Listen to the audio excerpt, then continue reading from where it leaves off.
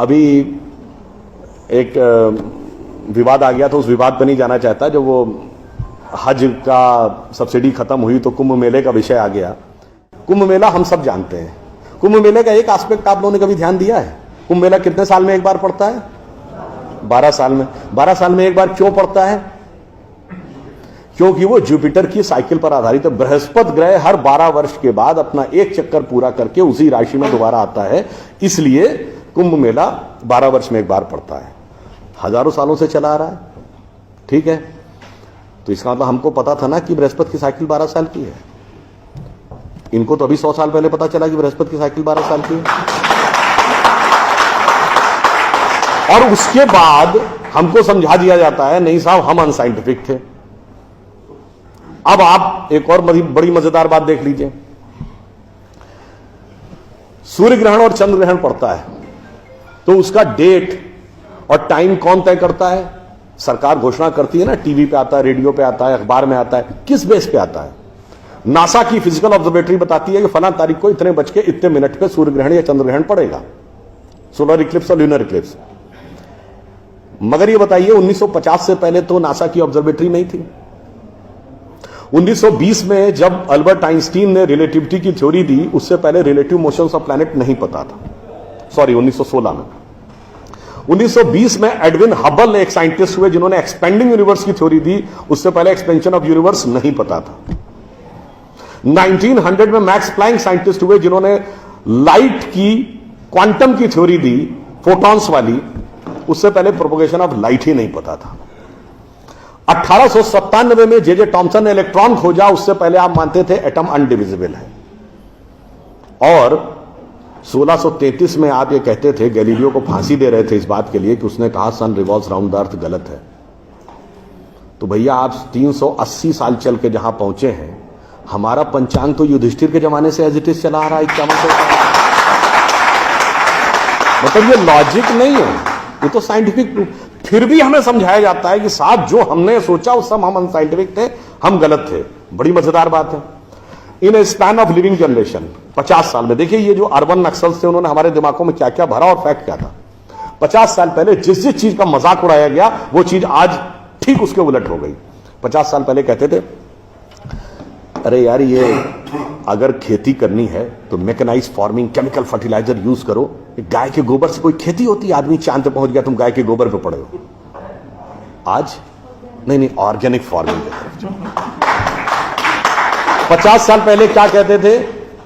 अरे भाई ये जड़ी बूटियों फल पत्ती खाने से कोई इलाज होता है? नीम हकीम खतरा है जान। खाना है तो नई दवाएं खाओ, क्लोसिन, मेटासिन, टेरामाइसिन। आज आप क्या कहते हैं? नहीं, केमिकल नहीं, हर्बल मेडिसिन की तरफ जाओ। ठीक, आज से केवल 50 साल पहले आप ये कहते थे, जब हम कहते थे पेड़ों की रक्षा करो, जंगल की रक्षा करो, पहाड़ की रक्षा करो, कहते थे this is the reminiscence of a primitive tribal civilisation. आज 1992 के रियो डी जेनेरो से लेकर 2009 के कोपेनहेगन से लेकर 2016 के पेरिस तक आप कहते हैं नेचर फ्रेंडली डेवलपमेंट करो। भैया सब कुछ उलटता जा रहा है। जो हमने कहा, जिसका आपने मजाक उड़ाया, वो सब कुछ सही होता जा रहा। अब मैं एक और बात कहूंगा जिसका कि बहुत मजाक उड़ाया गया, शायद हम लोग कभी ध्यान नहीं देते। भारत में यह कहा जाता था कि ज्ञान प्राप्त करना है तो ध्यान लगाओ। संत महात्मा जाके गुफा में ध्यान लगाते थे, पीर फकीर जाके कहते थे इल्हाम हो जाएगा। लोग कहते थे क्या बेवकूफ है, हाउ इज इट पॉसिबल? ऐसा कहीं हो सकता है क्या कि जाके ध्यान लगाया और ज्ञान प्राप्त हो गया? If you want to attain knowledge you must outreach, understand the things, meet the people, visit the place, like what Darwin has done. अब 50 साल बाद मैं आपसे पूछता हूं, आपको न्यूयॉर्क टाइम्स अखबार पढ़ना है तो दो रास्ते हैं।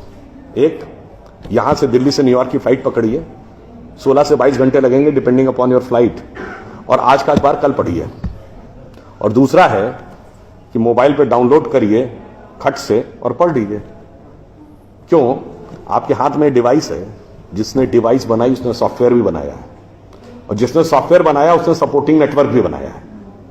उसी ढंग से हमारा शरीर एक डिवाइस है, तो इसके अंदर मन, बुद्धि, चित्त, अहंकार और कॉन्शियसनेस एक सॉफ्टवेयर है, और उसका कनेक्टिंग नेटवर्क भी है। बस नेटवर्क से कनेक्ट होना है और सब डाउनलोड है। और अंत में मैं एक उदाहरण दूंगा। सब कुछ कहा जाता था कि पैसे के कारण शोषण हुआ, इसलिए खड़े हो जाओ, लोगों के साथ भिड़ जाओ। हमारे यहां परंपरा में त्याग का महत्व था। हम आपसे पूछें, दो राजा बताइए जो सबसे बड़े महान माने गए भारतीय संस्कृति में, राजा राम और राजा हरिश्चंद्र। दोनों इसलिए कि त्याग किया, इसलिए नहीं कि बड़ा बड़ा इलाका अलेक्जेंडर द ग्रेट की तरह कब्जा कर लिया। अब मैं एक आपको उदाहरण देता हूं, वो त्याग कैसे समाज में रचा बसा था। हमारे पूज्य संतों में से एक हुए संत रविदास, काशी के रहने वाले थे। उनके पास भगवान राम की एक मूर्ति थी। काशी नरेश उनके पास गए, कहा जाता था इतनी सिद्ध मूर्ति है, आप कृपया इसे मुझे दे दीजिए। ऐसी मूर्ति राजा के पास होनी चाहिए राजभवन में, ना कि इसमें मैं इस मूर्ति के वेट का 10 गुना सोना आपको दे दूंगा। उन्होंने मना कर दिया। उन्होंने कहा जी इसके वेट का 100 गुना सोना दे दूंगा।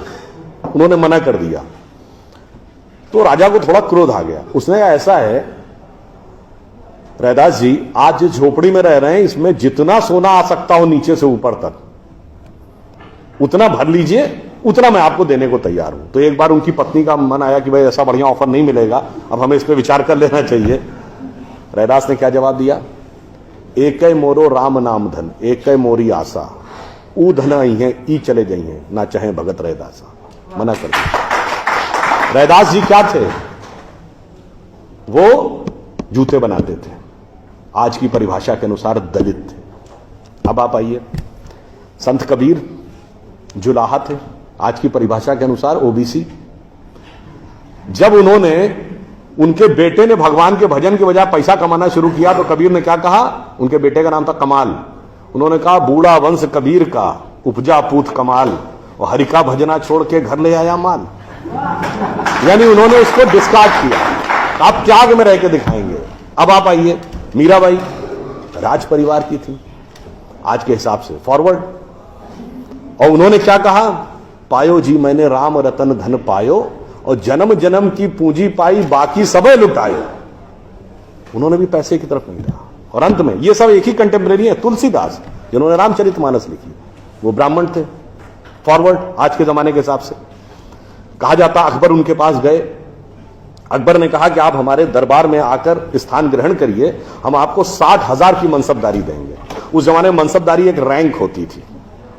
तो जैसे 40,000 की मनसबदारी वॉज मैक्सिमम, 60,000 का मतलब हुआ कि राजा के बाद सबसे बड़ा स्टेटस आपका होगा।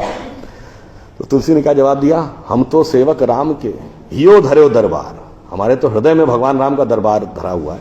तुलसी का अब होएंगे नर के मनसबदार। ये मैंने क्यों बताया? जो बातें ये अर्बन नक्सलिस्ट समझाते हैं कि शोषण किया गया, कैपिटलिज्म किया गया, अगर मार्क्स ने कहा धर्म एक अफीम है जो गरीबों को पिला दी जाती है ताकि अमीर उस पर हुकूमत करता रहे, पर यहां ऐसा नहीं था। मैंने दिखाया समाज का निचला वर्ग हो, मध्यम वर्ग हो, उच्च वर्ग हो, राज करने वाला वर्ग हो, सबने कहा जो त्याग करेगा वो महान होगा। इसीलिए हमारे यहां महात्मा गांधी महान हुए, ना कि प्रधानमंत्री रहने वाले नेहरू महान। तो इसलिए मैं अंत में ये कहूंगा आप सभी लोगों से कि ये जो मायावी रावण साधु का वेश बना के आता है, सूक्ष्म दृष्टि से इसको समझिए और आश्वस्त रहिए कि वो चाहे कितना भी मायावी हो, अंत में विजय हमारी ही होगी, क्योंकि हम आज दुनिया के यंगेस्ट नेशन है। जैसा अभी नलपत जी ने कहा ना कि भाई people like us we are in minority. हम देश दुनिया के सबसे युवा देश हैं, यह सत्य है, मगर यह अर्ध सत्य है। हम सबसे युवा देश और सबसे प्राचीन सभ्यता है। We are the youngest nation and the oldest civilisation. तो एक गौरवशाली हमारा भूतकाल है और एक शानदार भविष्य है जो हमारी प्रतीक्षा कर रहा है। बस बीच के इस माया के प्रपंचों को से हम बचे रहें तो कहीं कोई संदेह नहीं। एक पंक्ति कहकर समाप्त करूंगा कि गौरवशाली था भूत, भविष्य भी महान है, अगर संभालें आप उसे जो वर्तमान है। धन्यवाद।